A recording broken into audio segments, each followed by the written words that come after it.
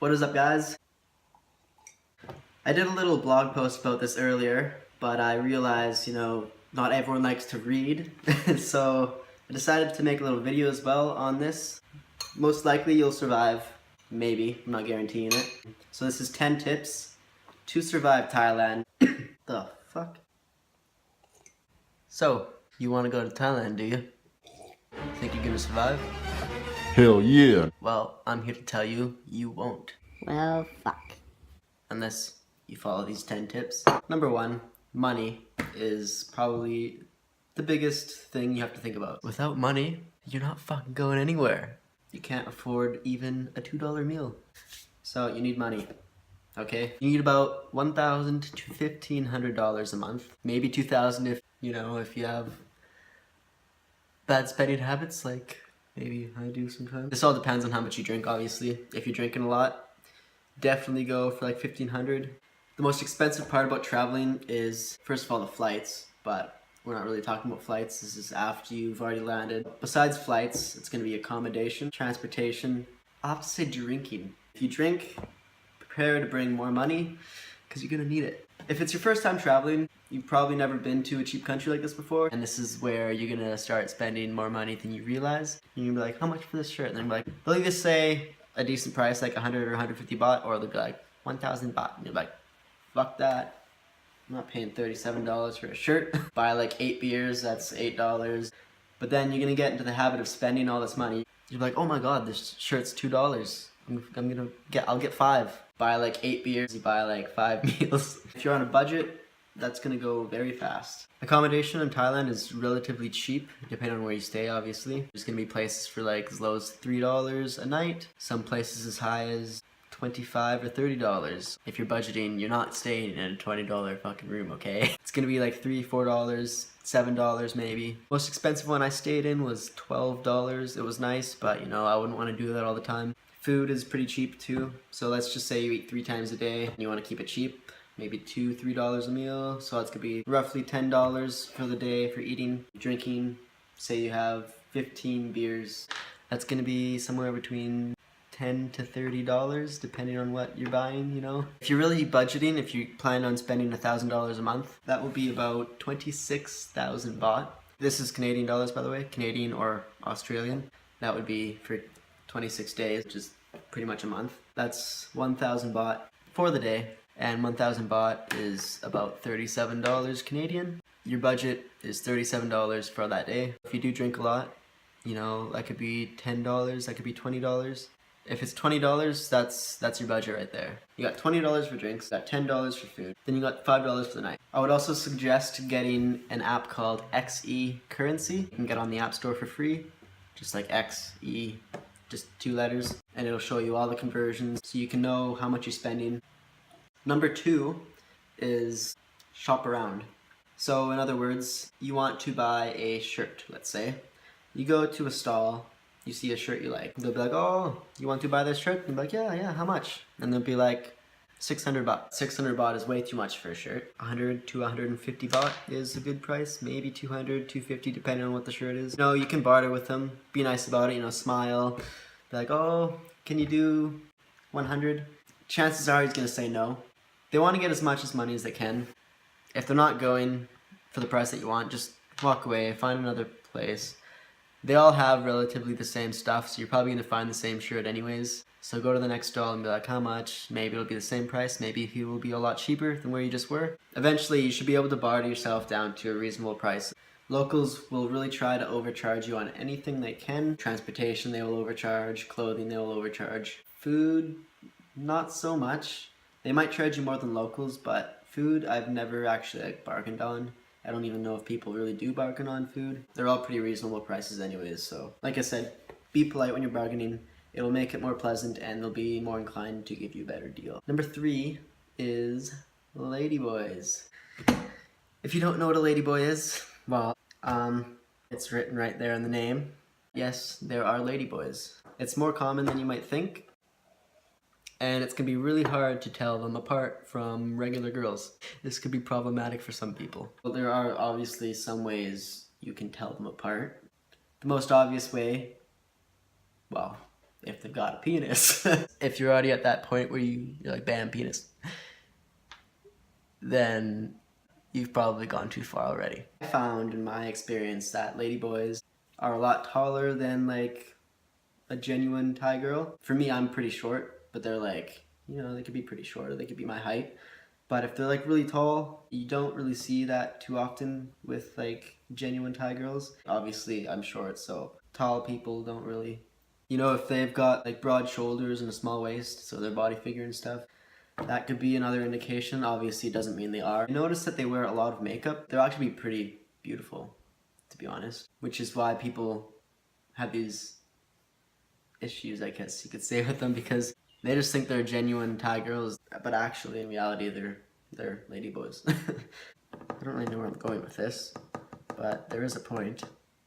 If any girl tries to take you home without any effort on your part, they're either a prostitute or a ladyboy. So you got to keep that in mind. You're probably going to want to walk away.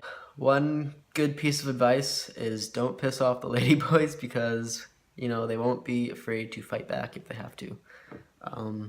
That's kind of a story for another time, but personal experience, yes, don't piss them off. Number 4, learn the language, okay? The locals' ability to speak Thai has very much increased due to the tourist industry. Because there's so many people traveling to Thailand every year, they take it upon themselves to learn English. But that doesn't mean you shouldn't learn the language at least a little bit, like a few words here and there.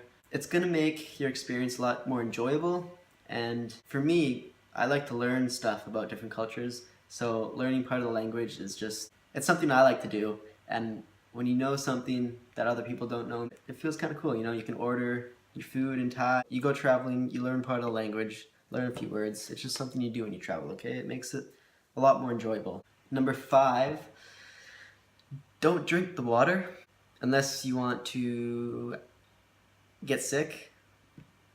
Don't drink the tap water.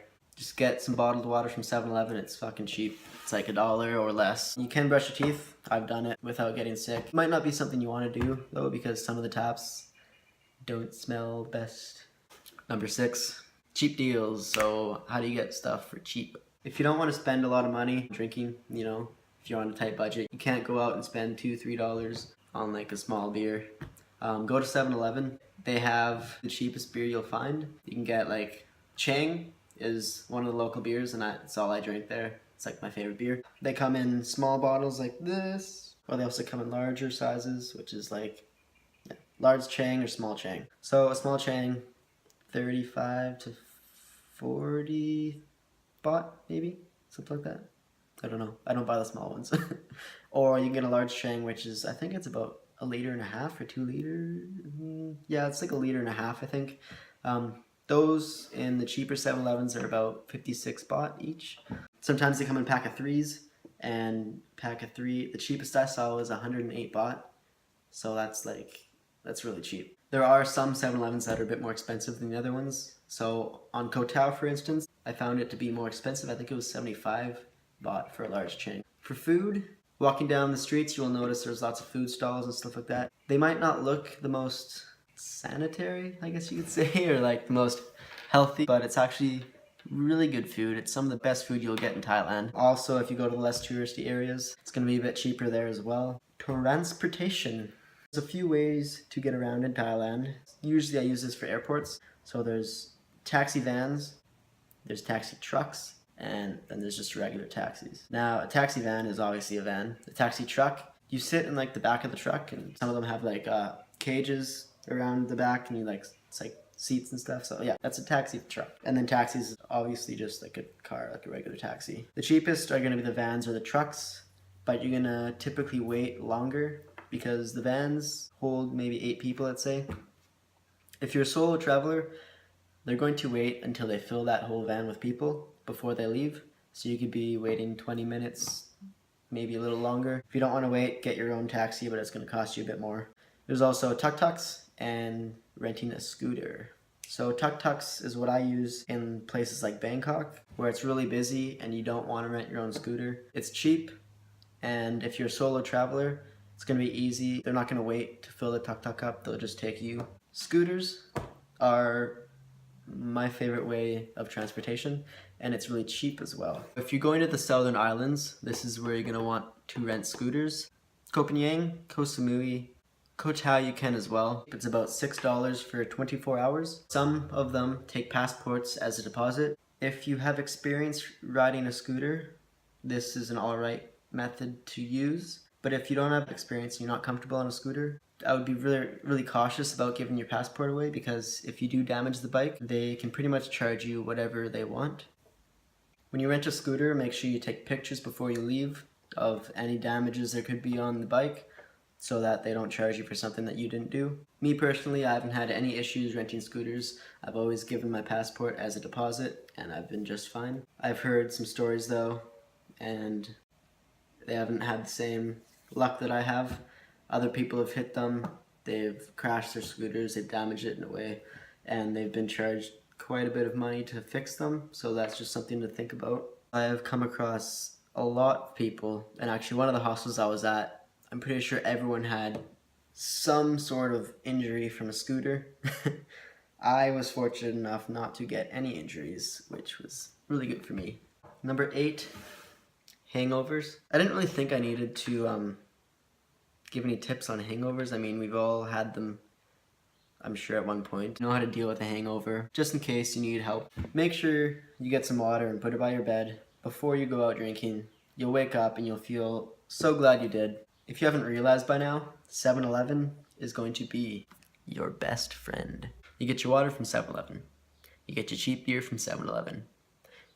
And you get your hangover food from 7-Eleven. If you're really hungry and you're hurting for some food, you get some food from 7-Eleven. You can get like a cheese toasty, it's like 25 baht, and they are fucking amazing. You got a lot of shit. They're in like plastic bags, and you just give them to the counter and they like heat them up for you right there, they cook them.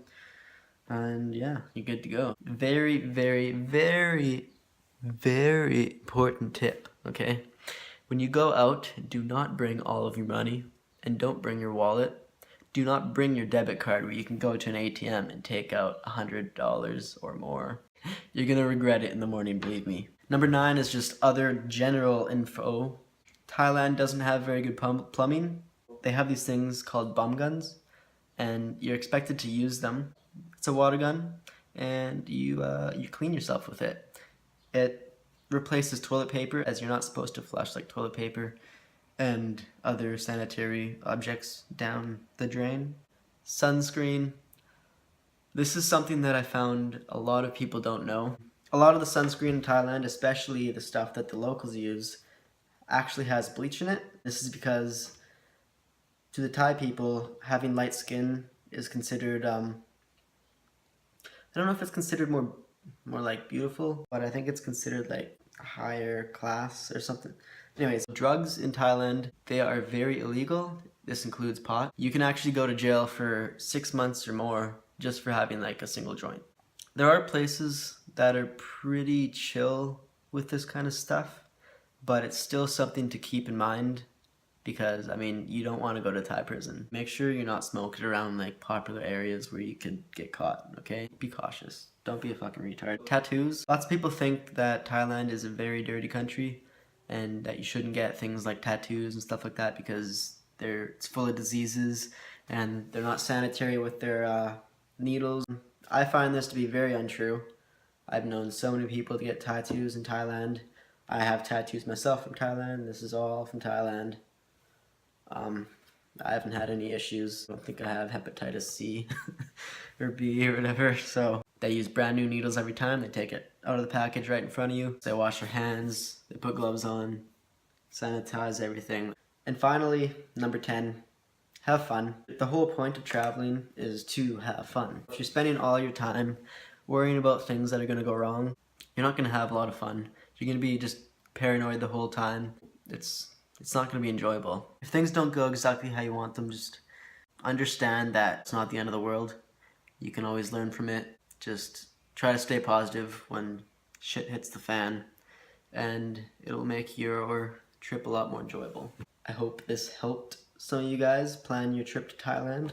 There's obviously a lot more that could be explained about it, but it's just a place that you gotta go and experience for yourself. You can't read directions on this kind of stuff. You can only get tips and learn for yourself. See my girlfriend over there?